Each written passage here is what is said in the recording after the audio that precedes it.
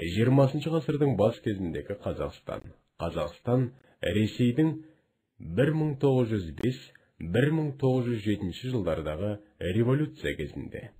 Құрметті оқушылар, бүгінгі тақырыбымызда 20 ғасырдың бас кезінде патша үкіметінің отарлау саясатының күшейіп, жұмысшы және қазақ шаруалары қозғалысының басталуына және ұлт-азаттық қозғалыстағы қазақ интеллигенциясының рөлі мен социал-демократиялық кадеттік топтардың дағдарысының себеп-салдарына тоқталамыз. Ең алдымен 20 ғасырдың басындағы революциялық қозғалыстардың себептеріне тоқталамыз. 20 ғасырдың басында Қазақстанда Ресей империясының отаршылдық езгісі күшейе түсті. Патша үкіметі бір халықты екіншісіне айдап сала отырып, ұлт мәдениетінің дамуын тежеді. Елде таптық қайшылық шиеленісе түсті. Басталған орыс соғысы, оның империалистік сипаты және орыс әскерлерінің жеңілісі өлке халқы арасында патшалық режимге наразылық пен ашу-ызаның онан сайын өршуіне әкеп соқты. Сондай-ақ 1905 жылы Петербургте басталып, басқа қалаларға таралған оқиғалардың Қазақстанға кешеуілдеп жетуіне әсер етті. Петербург оқиғасын қолдап, ұйымшылдықпен қарсы шыға алмаса да, Ташкентте, Омбы мен Верныйда, Перовск, Шалқарда, Түркістанда наразылық митингілер мен шерулер болды. Қазақстанның барлық қалаларын 17 қазандағы манифестке арналған саяси шерулер, митингілер мен жиналыстар толқыны жайлады. Оларды орыстар және жергілікті зиялылар ұйымдастырды. Бұл күндері Оралда Қаратаев пен Сейдалин, Қарқаралыда Байтұрсынов және Ақпаев тағы басқалары ерекше белсенділік көрсетті.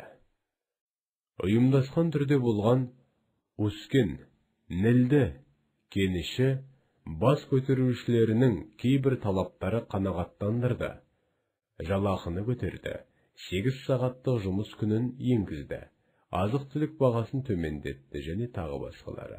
Бірақ ереуіл аяқталғаннан кейін оның ұйымдастырушыларын жазалау басталды.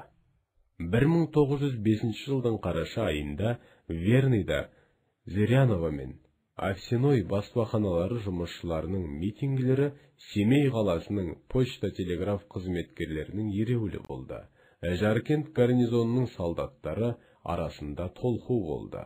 Ал енді аграрлық қозғалысқа келсек, революция жылдарында Қазақстанда аграрлық қозғалыс әлсіз болғанмен де, ол Жетісу, Ақмола, Семей облыстарында біршама ұйымдасқан түрде болды. Сонымен қатар аграрлық толқулар Сырдария облысының Әулие-Ата және Шымкент уездерін, Орал және Торғай облыстарының барлық уездерін дерлік қамтыды. Қазақ шаруаларының бірінші орыс революциясы жылдарындағы аграрлық қозғалысы оның ұлт-азаттық күресімен ұштасты. Қазақ шаруалары жер су үшін Ресейдің өзге халықтарының бәрімен тең саяси құқықтар үшін, бостандық пен тәуелсіздік үшін күресті. Осы революциялық қозғалыс жылдары саяси қоғамдық ұйымдардың зор ықпалы болды. Сондай ұйымдардың бірі Атбасарда 1896 жылы Оралдан келген аудандағы жұмысшы Ушаков ұйымдастырған үйірме тұңғыш маркстік үйірме болып есептеледі.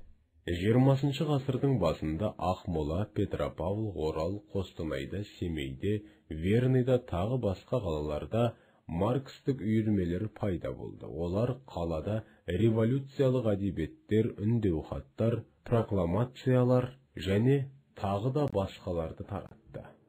1905-1907 жылдары революция жылдары Бөкейханов, Байтұрсынов, Қаратаев, Ақпаев, Тынышбаев, Дулатов сияқты ұлт зиялылары қазақ еңбекшілерінің мүдделерін қорғады. Бірінші мемлекеттік думаға 1906 жылы 8 шілдеде таратылды. Қазақстаннан 9 депутат, қазақ халқынан 4 депутат, Бөкейханов, Бірімжанов, Қалменов, Құлманов сайланды. 5 депутат орыс халқынан болды. Бірінші мемлекеттік думада Бірімжанов аграрлық мәселе бойынша пікірлер айтты. екінші мемлекеттік думада Қазақстаннан 14 депутат сайланды. Соның ішінде қазақ халқынан 6 депутат болды. Олар Молда Қошоғұлов Ақмола облысынан, Би Нұркенов Семей облысынан, адвокат Каратаев Орал облысынан, сот тергеушісі Бірімжанов Торғай облысынан, Аллабергенов Сырдария облысынан, қатынас жолдары инженері Тынышбаев Жетісу облысынан, орыс халқынан 8 депутат, әскери дәрігер Виноградов социал-демократ Верный қаласынан сайланды, және тағы да басқалары. 1905-1907 жылдары революцияның Қазақстанның кейінгі саяси қоғамдық дамуына әсері үлкен болды. Болашақтағы патша үкіметінің отаршыл саясатына қарсы күресті ұйымдастыруда тәжірибе жинақталды.